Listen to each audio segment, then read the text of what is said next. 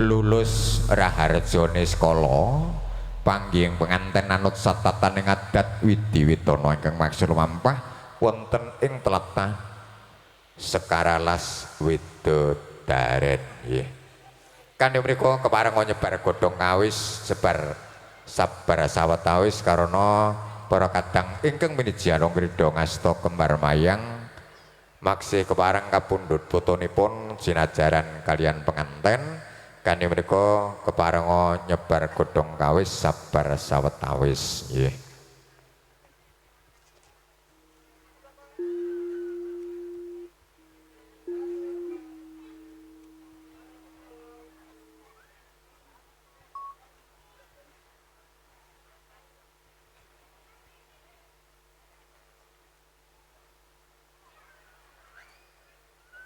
Nggih. Katur panjenenganipun Bapak Suparno keparenga nguntapaken para kadang ingkang pinijarong krida ngasta kembar mayang wangsul wonten ing Wisma Palereman nggih.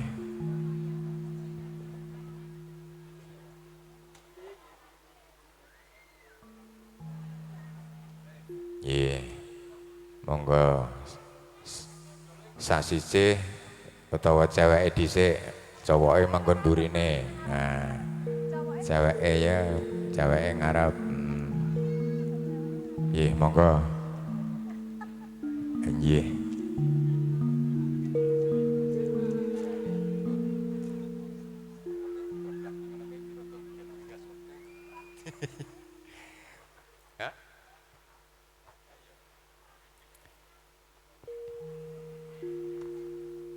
Kanthi menika nyarengi untapipun para kadang ing kumiji ana wong krida ngasta kembar mayang karena sampun lulus rarja genya nindakaken jejuan luhur kepareng wangsul wonten ing Wisma Palereman.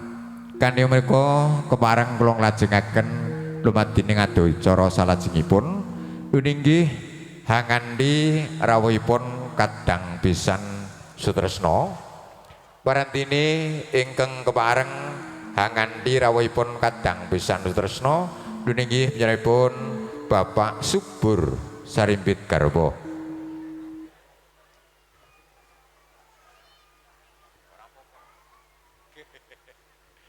Siap.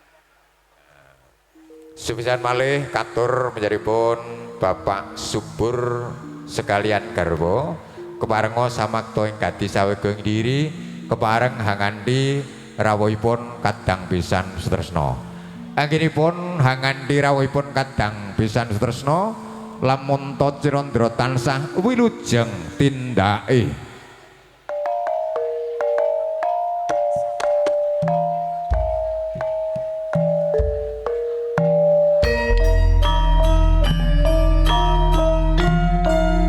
Bapake digandeng Bu. Oh, niki ngampil, ora apa-apa. Ngampil sedilo.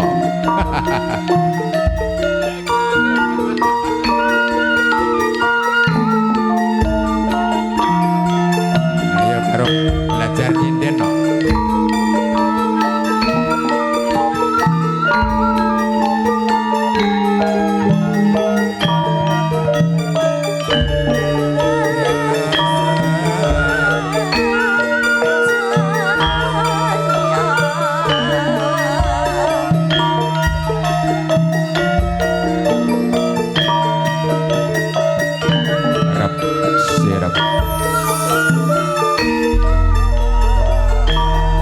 Sapusta panjenenganipun Bapak Subur sekalian garwa wis kepareng minggah siti hinggil tinata-rata sarwi anjawat asta kaliyan ingkang kesedua wogati nyuwun tambahing berkah pangestu kepareng hangandi rawuhipun kadang pisan sutresna.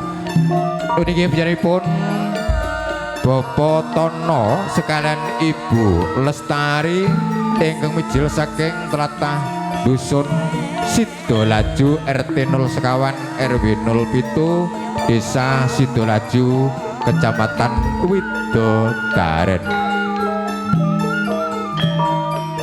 Sawasa prapteng wisma pasanggrahaning kadang pisan sutresna daya-daya sungsa smita dhumateng kadang pisan tresna ing aturan lumebet manjing wonten ing sasana pawiwahan.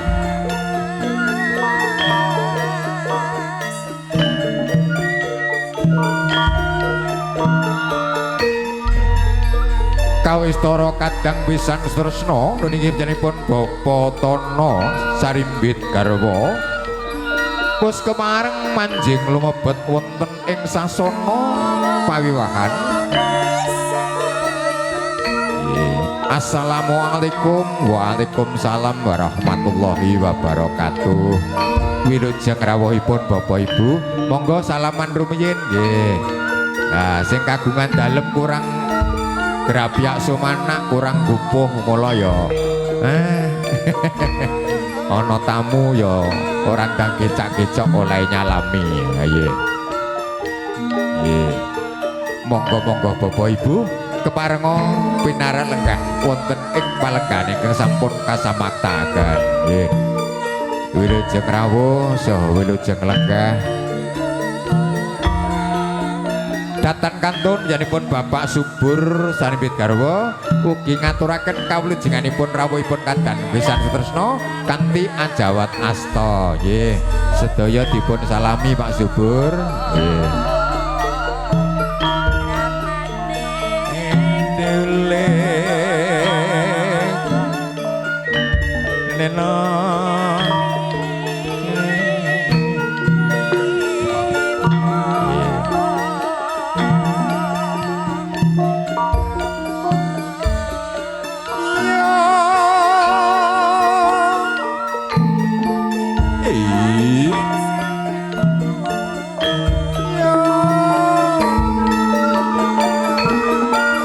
Matur panuwun katur panjenenganipun Bapak Subur Sarimbit garwa ing sampun kepareng nindakaken jejibah luhur hanganti rawuhipun kadang pisan tresna. Kanthi mriku dhumateng sagumpur tamu kakung Utri kepareng pinan lenggah kanthi mardukaning mardaya sinambi hangrentu suwung ing ladrak wilujeng ingkang kapiyarsa. Nuwun.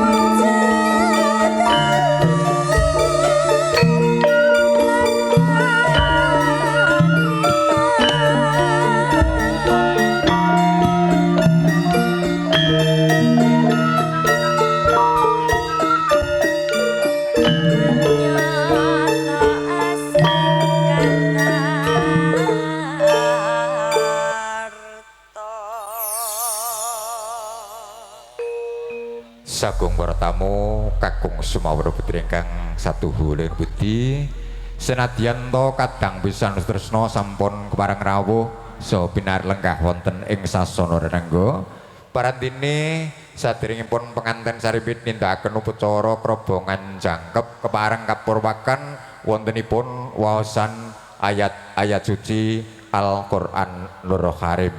Kanthi mriku katur panjenenganipun Bapak Sarwan ingkang kepareng maos ayat-ayat suci Al-Qur'an Nur Karim wekdal kasumanggaken. Sumangga nuwun.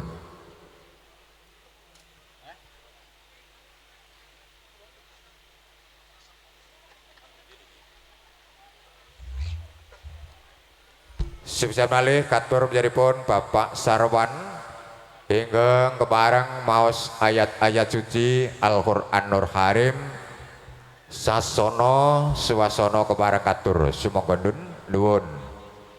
Bapak Sarwan. Nah, kaya adoh mentoleh lenggah. Nah, radi nyaket mriki mawon dados kersane wekdalipun boten molor nggih.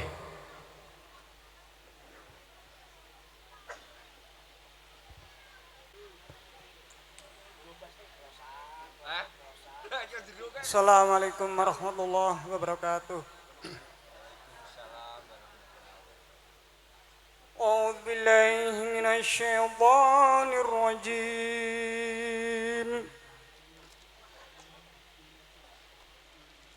Bismillahirrahmanirrahim. Ya ibadiyalladzina amanu inna ardi wasi'ah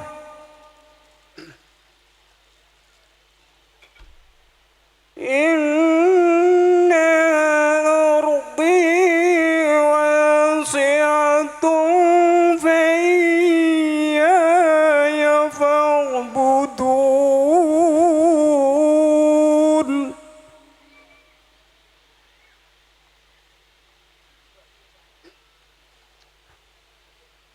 Kullu nafsin dha'iqatul maut.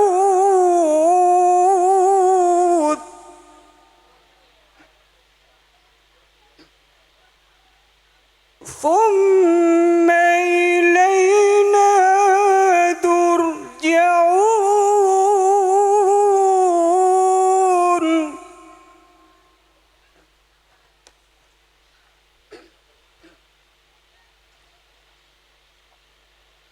Bismillahirrahmanirrahim.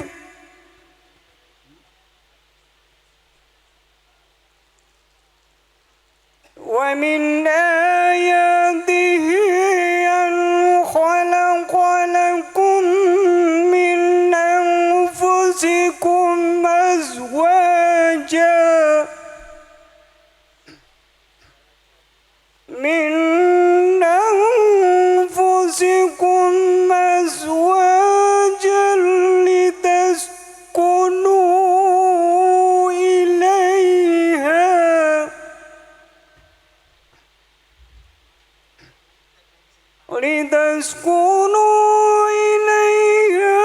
وجعل بينكم مودة ورحمة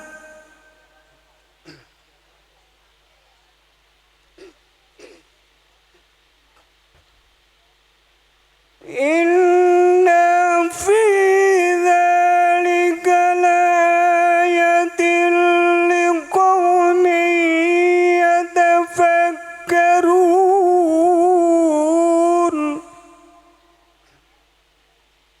Inna fi dzalika laayatin liqaumin yatafakkarun.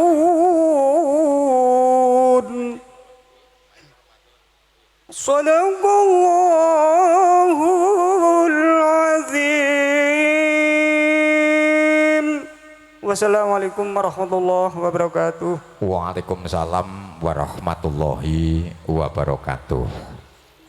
Shadaqallahul adzim, maha benar Allah dengan segala firman-Nya. Wawasan ayat-ayat suci Al-Qur'anul Karim sampun paripurna.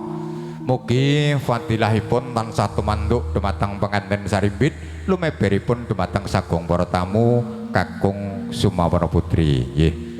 Kanthi menika kepareng kula nglajengaken lumadine adicara salajengipun nuninggih hastungkara utawi doa.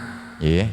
Pangapunten menika hastungkaranipun kula aturke dhateng ngajeng karana supados sedaya para tamu undangan menika taksih jangkep nggih. Merga donga ki nek diamini wong akeh kuwi luwih afdol, luwih mandi nggih. Mula hastungkara mapan dhateng ngajeng mengke nembe adicara salajengipun nggih. Kanthi menika katur panjenenganipun Bapak Sahlan ingkang kepareng ngimami wontenipun hastungkara ta doa wekdal kasumanggaken. Nggih monggo Bapak Sahlan nggih menika didamel formal kaya neng kantor-kantor nggih acara sing resmi. Jadi bar nyanyi lagu Indonesia Raya terus doa lagi sambutan-sambutan ngaten nggih. Bismillahirrahmanirrahim. Assalamualaikum warahmatullahi wabarakatuh. Ala diniyah wabil hajati mas suyatno sekalian wabi samati Rasulillah sallallahu alaihi wasallam. Al-Fatihah. A'udzu billahi minasyaitonir rajim. Bismillahirrahmanirrahim.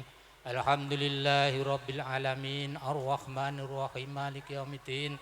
Iyyaka na'budu wa iyyaka nasta'in ihdinas siratal mustaqim siratal ladzina an'amta 'alaihim ghairil maghdubi 'alaihim waladdallin.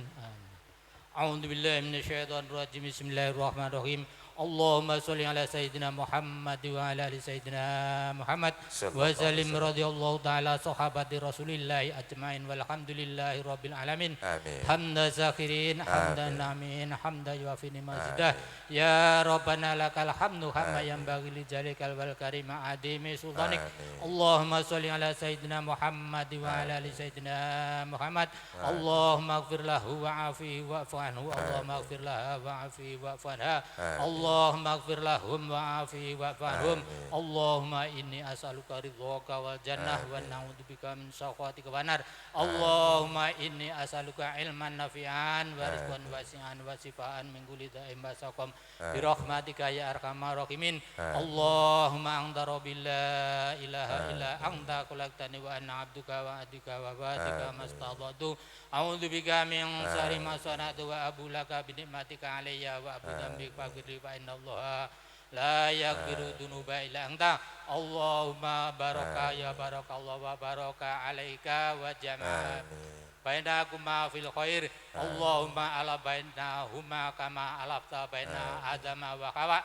Allahumma bainahuma kama alafta baina sayyidina Ibrahim wa Sarah wa ala bainahuma kama alafta baina sayyidina Yusuf wa Zulaikha wa alafa bainahuma alafa baina sayyidina Muhammad sallallahu alaihi wasallam sayyidina Khadijah wal kubra wa alfa bainahuma kama alafta baina sayyidina Ali sayyidatul Fatimah wa Zahra.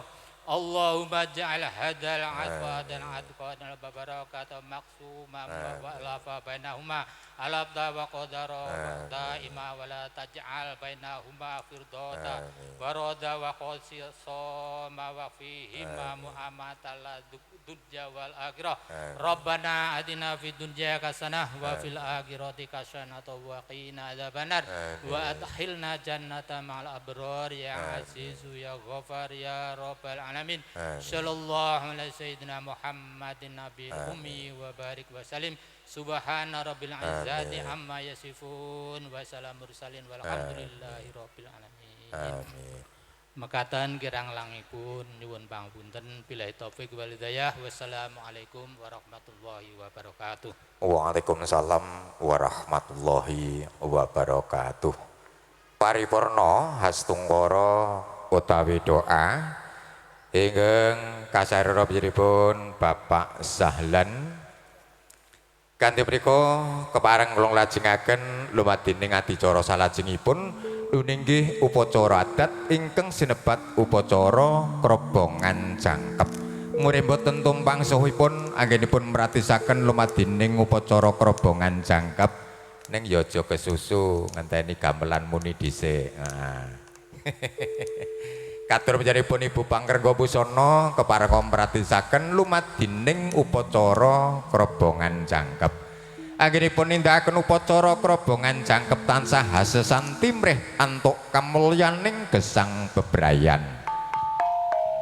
Ora usah kesusu, menake aku wis ngawur, nah lagi ditindakake.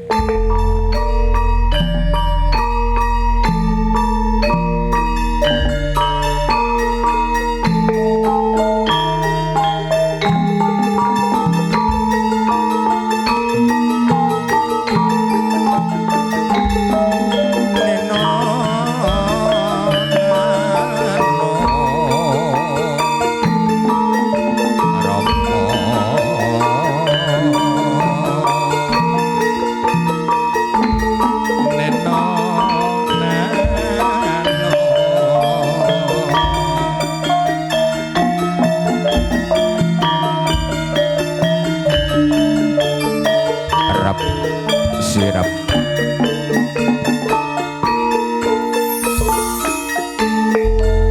Pakne Bune nggih kados pundi Pakne?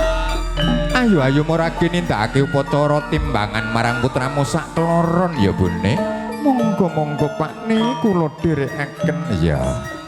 Panglucitaning mardaya saking keng ibu menawi kawedharing lathi. Pakne iya piye Bune? Kados pundi Pakne bobot timbanging putra kekalih? Iya manggene Bune, anut pangrasaku bobot timbanging putramu sak keloro niki wis timbang bobote Bune. Syukur yen to makaten Pakne. Iya wis Bune.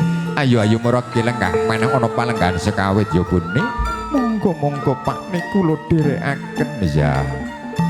Paripurna lumadining upacara timbangan utawi bobot timbang salajengipun penganten putri kepareng nindakaken sungkem pangabekten mring penganten kakung. Nggih, katur panjenenganipun Bapak Eko Ramadan keparenga nyaket mriki nggih. Kang Mas bekti kula katur Kang Mas lepati agung pangaksama sakathahing kalepatan kula Kang Mas. Iya diajeng garwanipun Kakang Pongayu. Bektimu marang pun Kakang dak tampa ya Yayi, ora lewat pudya pangastune Kakang Tampanana wong ayu. Sanget anggen kula nam Kang Mas mungkin dadosna kasantosaning hangga kula. Iya. Wis Yayi, kene maragi lengkau maneh ana sacaketku kene wong ayu. Istokaken dawuh Kang Mas. Ya. Yayi garwanipun Kakang Pongayu. Karana nindakake sungkeman ngarsaning Rama lan Ibu ora dikeparengake ngagem pusaka utawa ngagem duwung. Monggo Bapak Eko Ramadan keparenga nindakaken jejiban luhur hang lolos punang duwungipun penganten kakung.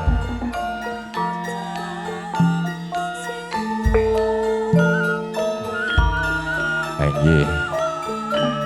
Monggo kawistara punang duwung wis kepareng kalolos panjenenganipun Bapak Eko Ramadan Yayi garwanipun Kakang Wong Ayu. Dawuh katimbalan Kang Mas. Ayo dak kanthi sowan marak ngabiyantara ning ngarsaning Rama lan Ibu ya Wong Ayu. Monggo Kang Mas kula dherekaken ya. Rama, Ibu, kula ingkang sowan Rama. Sigra tumungkul hamari keluyayah konjem ing Bantala wedanane penganten sarimbit. Duh Kanjeng Ibu, nyawati sesembahan kula. Bekti kula katur Kanjeng Ibu lepati agung pangaksama sakathahing kalepatan kula Ibu. Iya Yonggir putraku wong ayu, bektimu marangkun Ibu tak tampa Yonggir lan sakabehing kaleputan muda apura lan tidak suwenake marang kamurahaning Gusti kang akarya jagat Yonggir. Matur agunging panuwun Ibu. Wis nggir wong ayu kunukur maragi nindakna sungkeman ngarsaning Kanjeng Ramamu Yonggir. Jalaran Ramamu kang hangukir jiwa ragamu wong ayu. Istokaken dawuh Ibu. Rama, kula ingkang sowan Rama ngaturaken pangabektos kula. Nyuwun diagung pangaksama sakathahing kalepatan kula Rama. Iya Ger, putraku wong ayu Windy.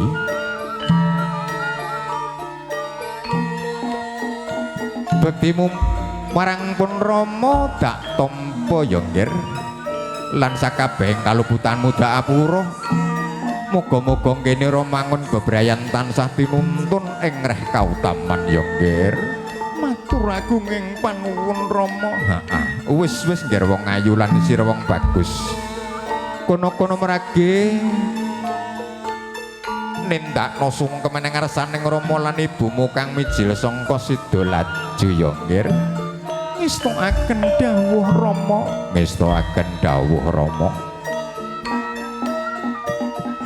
Paripurna nggenya nindakaken sungkem aning ngarsaning Rama Ibu penganten putri sigra gumanti lumarep ngabiyantara aning ngarsaning Rama Ibu penganten kakung. Oh, Kanjeng Ibu, nyawa dewa sesembahan kula. Bekti kula katur Kanjeng Ibu Lepati Agung pangaksama sakataing kalepatan kula Ibu. Ing awit saking natkalane kula maksih alit kathah kalepatan dhateng panjenengan. Kanthi menika sepisan malih kula nyuwun agung ing samudra pangaksama Ibu. Iya nggih putraku wong bagus. Bektimu marang pun Ibu tak tampa yonggir lan sabeng kaluputan muda apura. Muga-muga ngene romangun bebrayan kita dadi keluarga kang sakinah mawaddah lan warahmah yonggir. Matur agung ing panuwun Ibu. Wis nggir kono kumrake nindakno sungkeman ngarsaning Kanjeng Ramamu yonggir. Jalaran Ramamu kang hangukir jiwa ragamu wong bagus. Ngestoaken dawuh Ibu. Oh, Rama jimat pepunden kula. Bekti kula katur Rama Lepati Agung pangaksama sakataing kalepatan kula Rama. Iya ya, Nger. Putraku wong bagus Anggi. Bektimu marang pun Rama tak tampa ya, Nger, lan sakabehing kaluputanmu tak apura. Pengestune Rama lan ibumu tansah banyu mili tumrap sira sak kloron nggih nyomangun bebrayan ya, Nger. Matur agung ing panuwun Rama. Iya ya, wis Nger, wong bagus lan sira wong ayu. Kono-kono maragi lenggah maneh ana palenggahan sekawit ya, Nger. Ngestoaken dawuh Rama. Ngestoaken dawuh Rama. Monggo katur Bapak Eko Ramadan keparenga hangagemaken malih punang duwungipun penganten kakung.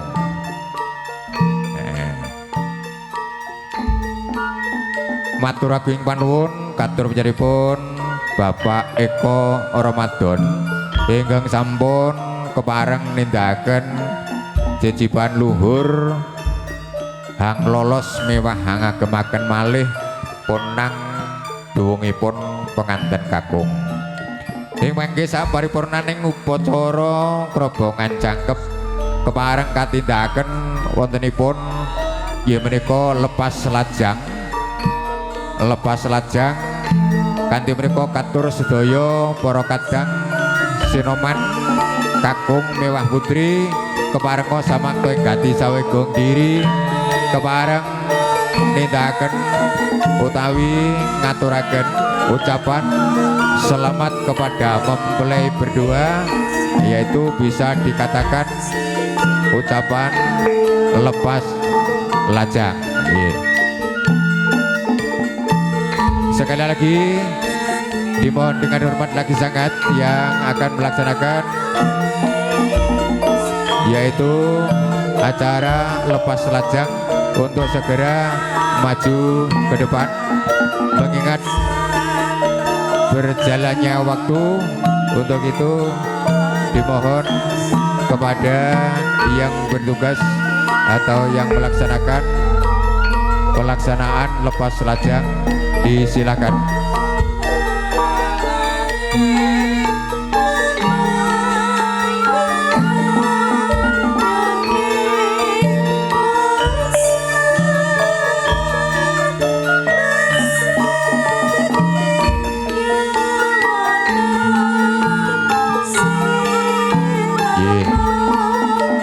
Kulatur cecolo.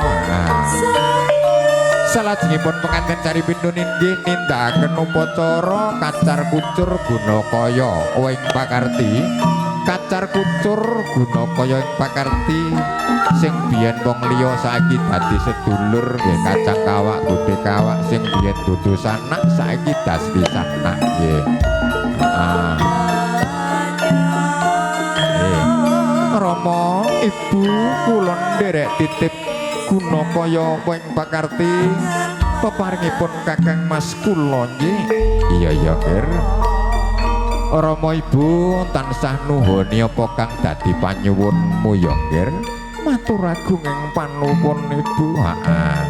Sampusnya penganten sarimbit nindakaken upacara kacar kucur guna kaya weng pakarti. Salajengipun penganten sarimbit kepareng nindakaken dahar kembul. Dahar sampun mastani kembul mengkur di sesarengan. Yayi garwanipun Kakang Mongayu dawuh katimbalan Kang Mas maragipun Kakang Ladenana dahar ya Mongayu ngistoaken dawuh Kang Mas monggo-monggo kula ladosi anggenipun dahar Kang Mas. Kene-kene Yayi maragipun Kakang dolangen Yayi ngistoaken dawuh Kang Mas monggo-monggo kula ladosi anggenipun dahar Kang Mas.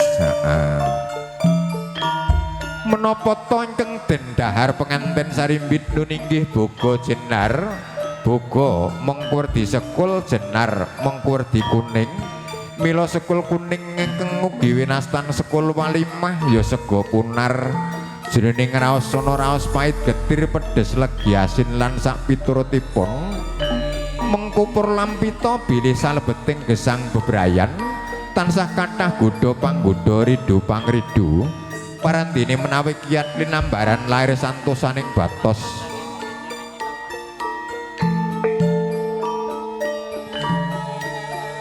menawi tokian linambaran lair santosaning batos boten gampil kasemyok ing ngaradan ingkang tundhonipun saged adamel rerengkaning anggenipun nata balen lan wisma.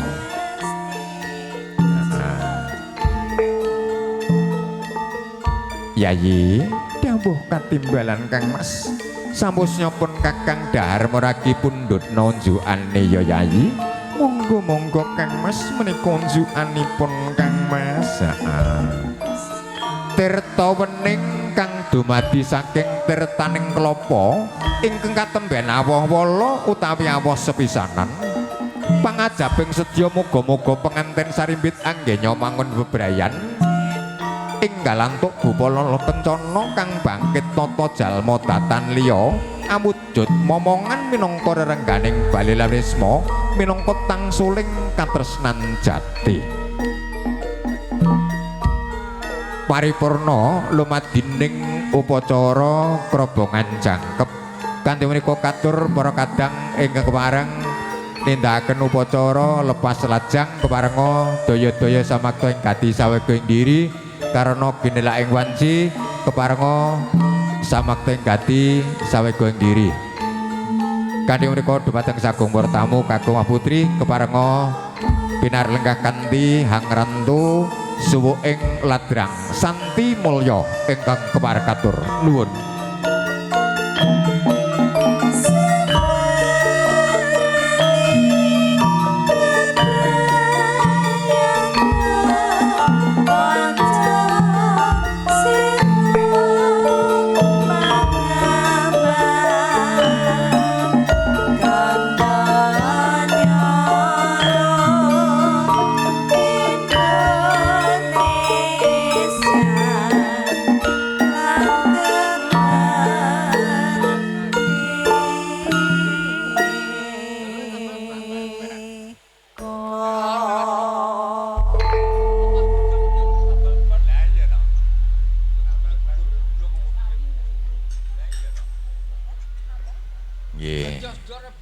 Nah, jane umpamane panyuwunan iki wau diganti aja tambal ban ngono piye? Masalah iki wong icapan lah lepas lajang kok terus lagune tambal ban kan ya ora mathuk blas nggih.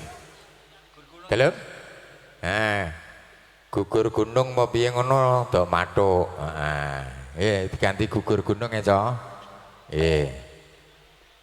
Sepurane mawon. Dadi ya dijumbuhke karo suasana. Nggih. Utawa lestari apa piye ngono kan ya rada.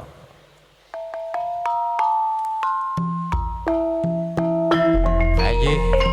Menika para kadang pramuladi ya kadang siroman ingkang derek sabiyantu labu-labet dumateng panjenenganipun Bapak Suyang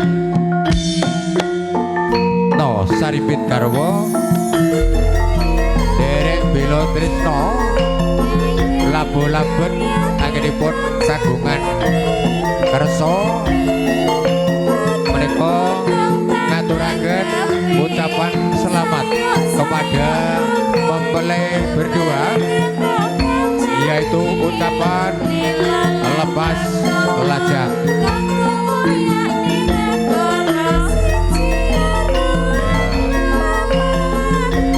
Melaku papat-papat diulang-ulang melebis kuntul baris, melebis kuntul baris, melebis kuntul baris, melebis kuntul baris.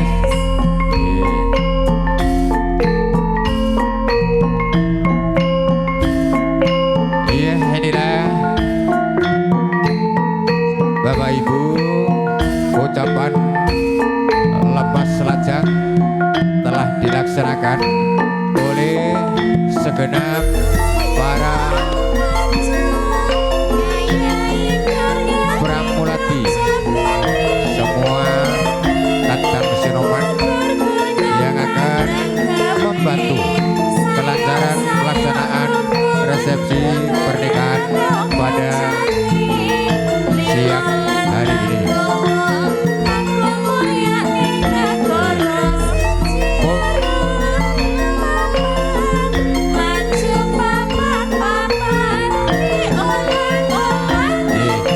Fotone datang sangat jengking kemawon nggih, dateng ajenge kemawon.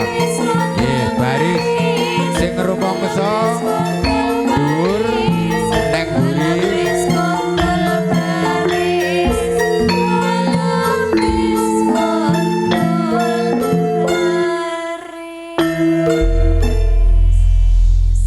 Nggih. Nah, untuk ibu-ibu naik di atas pelaminan, nggih. Di depannya manten juga nggak apa-apa, yang lain, yeah. Nah, yang bapak-bapak di bawah, mas-mas nanti bisa duduk jongkok, yeah. Ojo ndelosor, ya duduk di depannya biar semua kelihatan, yeah. Yeah, semua sekalian, yeah, semua saja. Nah, sing rumangsa rada dhuwur jumeneng, sing rumangsa mendhek ya manggon ning ngarep. Nggih. Nah, sing penting kabeh iso katon.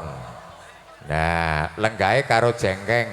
Sing tengah kuwi rada mendhek ya rada ndangak sithik. Nah, leh jengkeng rada nongkrong sithik. Nah, nggih. Nggih.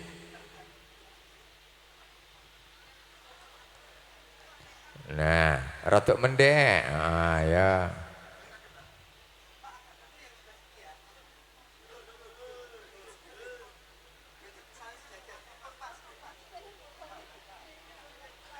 Iya, keparenga nyebar godhong awis sabar sautawis sinambi ngrantu paripurning panmundutan foto saking para kadang pramulati. Nggih.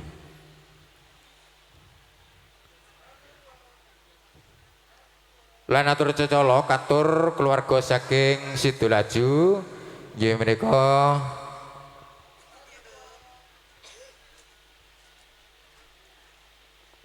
keluarga saking Bapak Kasan Lastri, keluarga Bapak Hananto Budi, keluarga Ibu Sri Lestari Narko, Mbah Diman Lami, Mbah Dinem nggih, lajeng Mbah Darmi, Mbah Karni, Bapak Harto Wagini, Bapak Sumadi Sarmi, Bapak Warji Jumi, Bapak Parno, Ibu Marmi, Ibu Delas, Bapak Sutiman, Bapak Margo Retno, Bapak Bangun, Bapak Kasidi Kasun, Ibu Yatmari, lajeng ingkang wekasan Mbah Tro Sutini. Nggih.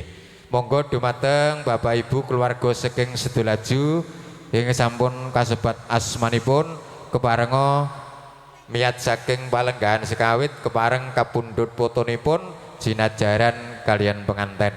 Kangge nderekaken wontenipun pamundhutan foto keluarga satawis katur para kadang punakawan. Musik keparenga asung panglipur sawetawis. Yuk telu-telune jumeneng kabeh. Ngiras pantes salam perdana nggih.